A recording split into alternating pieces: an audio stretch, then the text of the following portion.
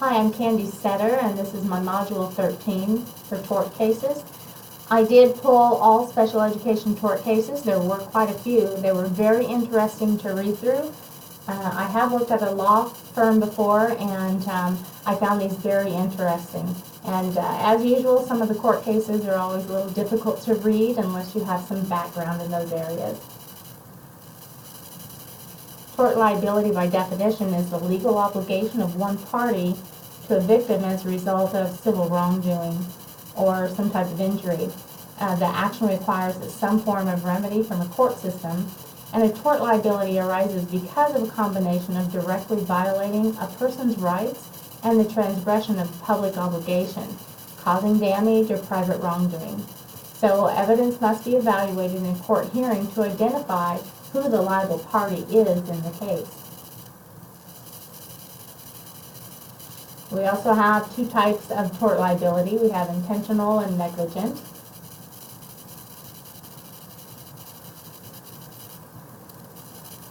My first court case is a simple one.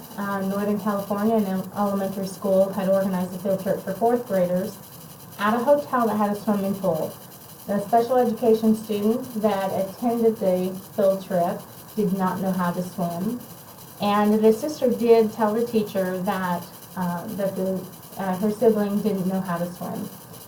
The person who was supposed to be supervising the child had left the area, and the child went close to the water and was pushed in by other students into the deep end. The child nearly drowned, but was saved, and in the process of filing a complaint or filing suit, the parents filed against the employee that had left the area rather than the school district, because California has a provision granting school districts absolute immunity for personal injury on field trips. So the staff member then filed a motion to dismiss the case because they knew that the intent was to include the district's employees. So the trial court granted the dismissal motion.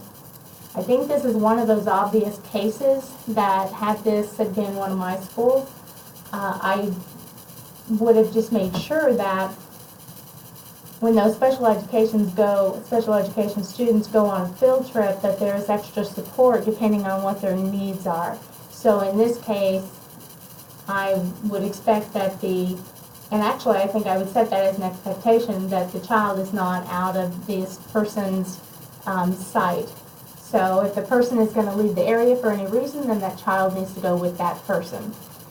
So I think there's some pretty easy things to put into place.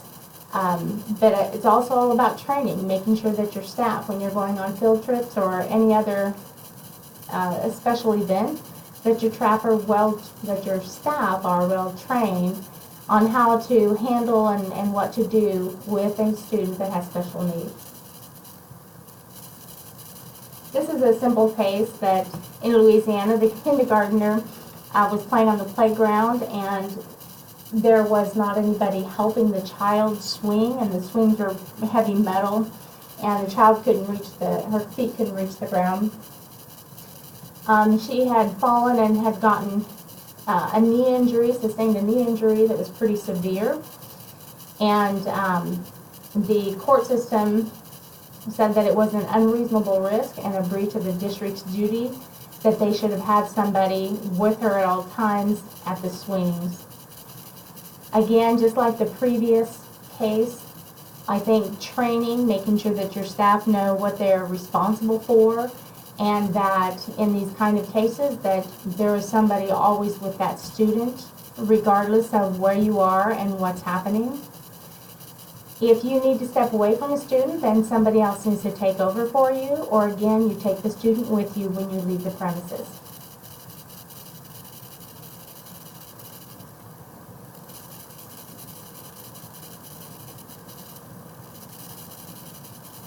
This was a wrongful death case.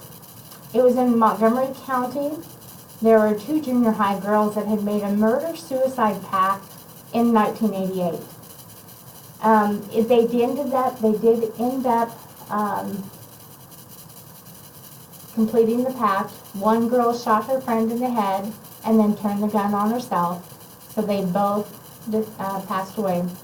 The legal theory was that the father said that the school counselors had a duty to intervene in an attempt to prevent the student's threatened suicide.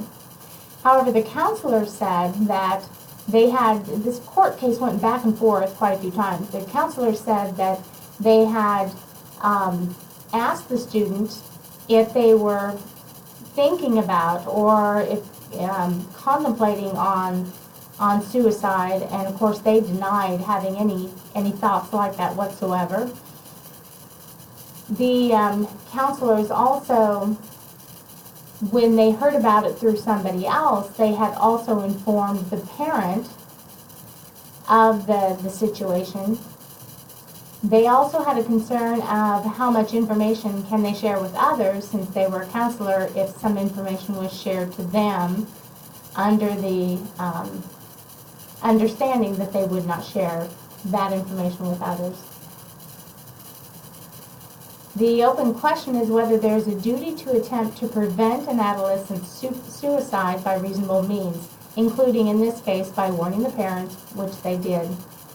So long story short, this case did go back and forth over several pieces, but the student school, one of the things that the school had to prove was that they did have a suicide prevention program in place. But the final judgment was that the Montgomery schools did not have to provide any monetary payment to the father for the situation. So Montgomery schools won the suicide pact lawsuit.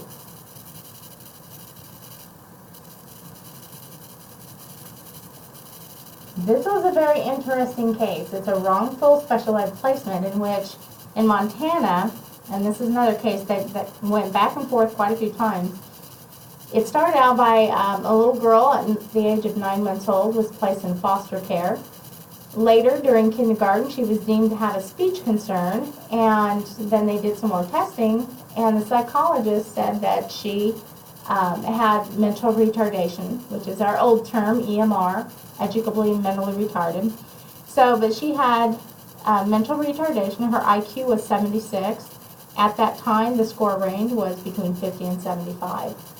They placed her in a special education class that was within a general education class, but the teachers felt that there were some issues because there were 3 other students with her, so there were 4 altogether that needed intense specialized instruction.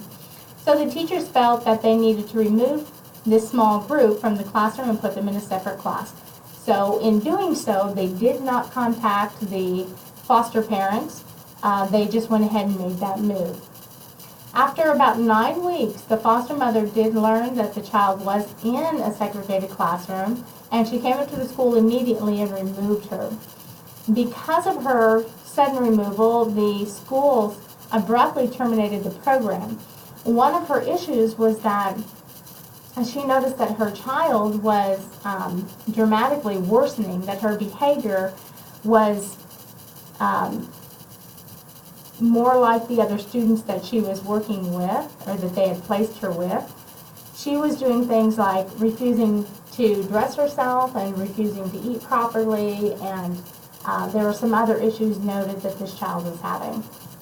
So again, this court case has been back and forth several times. I think they've come to the conclusion that the court had stated that a school district may be held liable in money damages for negligently placing a student in mentally retarded classes. And there were several cases like this that were all really interesting. And my last court case is it's interesting. It's approximate cause.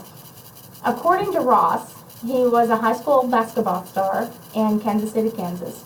And Creighton recruited him to play basketball for them, but they recommended that he enroll in bonehead courses, such as basket weaving and some other classes like that, and that he kind of keep this bonehead mentality going throughout his time at the college, so that he would qualify for basketball, because he really wasn't smart enough to do well enough to have the grades to keep him there. So they figured if he did the bonehead courses that he would qualify for basketball. So he did this for 4 years. Then when his eligibility expired, he had only earned 96 of the 128 credits required to graduate, and he also had maintained about a D average. His reading skills were equivalent to a 7th grader, and his language arts skills were at about a 4th grade level. So his main complaint was negligent infliction of emotional distress and educational malpractice. His claims were repeatedly rejected by the courts. They said that ordinarily if a defendant's conduct involves unreasonable risk of harm, turns on how the utility of the conduct or the manner in which it is done in relationship to the amount of the risk. So this case was dismissed by the fact that the educational malpractice claim on the basis of a presumed impossibility of proving duty proximate cause. So this is kind of an interesting case. I think if I were working in a college, if I were one of the instructors, you would think that somewhere along the way you would recognize that something doesn't quite match with what the maybe student is actually doing in class, maybe how they're doing on assignments, or even in discussions. So I would think that some of the instructors should have picked up on some differences. The other thing would be, I believe there should be somebody monitoring that. A student advisor, the advisor that he has for the program that he was in, should have picked up on, when you get ready to graduate, I believe a year before or something along that line, that they're starting to look at your credits and see how everything is lining up for graduation. So I would think that they would have known in plenty of time, or in some time, that this wasn't quite working out for this student. So those are my court cases that I reviewed, and they were all very interesting, and I think I probably read quite a few others, just because you just kind of kept reading about those special ed cases, and there were quite a few where students were misidentified, and that's something that I'm going to take some of those court cases I printed off, and I'm going to use them in the future in my special education department. So thank you for viewing, and we'll have a good evening.